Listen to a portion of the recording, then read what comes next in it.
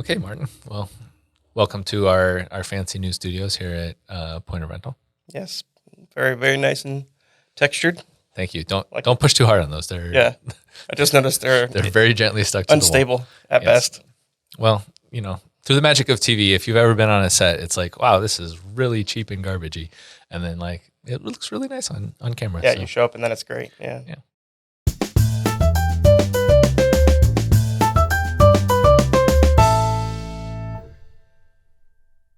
Okay, well, you're our mobile expert, so you are going to answer the following questions. All right, go for it. So what happened with our mobile products in quarter one of 2023? I just want the highlights because I'm sure there's a lot of things going on and we only have so much time.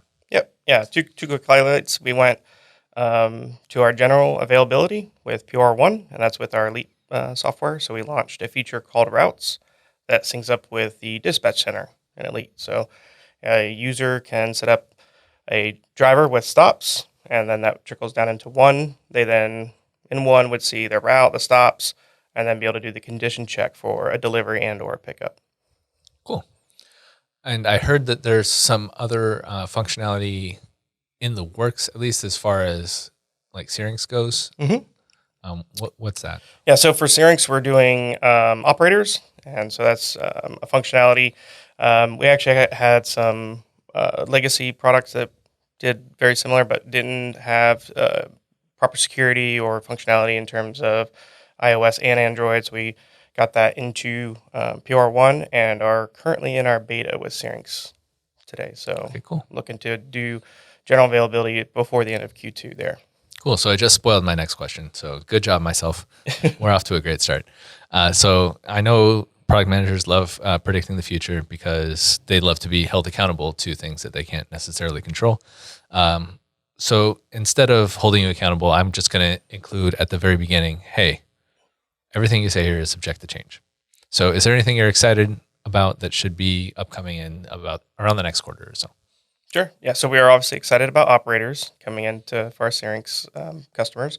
And we're also in the next quarter going to be doing more work towards work orders. A little challenging to say that, Yeah.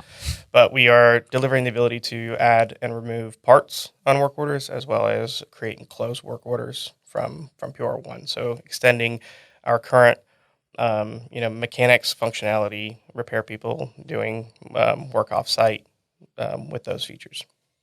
Okay. And I realized that I haven't cleared up some questions that I've had as far as the interactions with some of our other software bases. So can you explain or describe the difference between like something being developed in PR1 versus it actually being ready to go on, say, Syrinx or Elite or Essentials or whatever?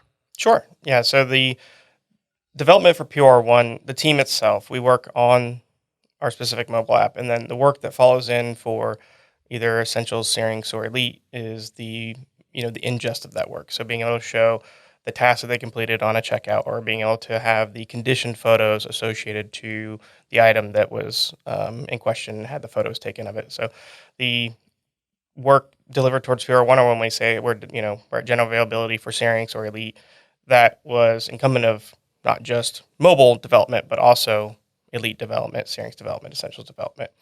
And ultimately, as we move forward, we will be pulling a lot of those in together. So in the future, we'll actually have, a variation of routes that is this, you have from Elite in Essentials that, the same stock take, like where we can do inventory count and item count today in Elite is one of the things we'll be tying into Syrinx and then also Essentials. Okay, so general availability means it's actually available and it's working with whatever software you're mentioning. Correct. Okay, Correct. cool. And otherwise it can be something it's developed, but it's still waiting on one of the other software platforms to, be able to work with it. To some extent, yeah, correct. Okay, Yeah. cool. Thank you. Mhm. All right, I want people to get to know our product managers as people a little bit. So I want to ask a silly question or a personal question every quarter or so. So if you could have dinner with any living person, who would it be and why? Ooh, dinner with any living person. Yeah, we don't want to have a meal with dead people. That's Nothing that's morose. bad. Yeah, that's a little creepy. That's challenging. Dinner with any living person. By the way, we're not going to set this up, so there's not really that much pressure on this. All right.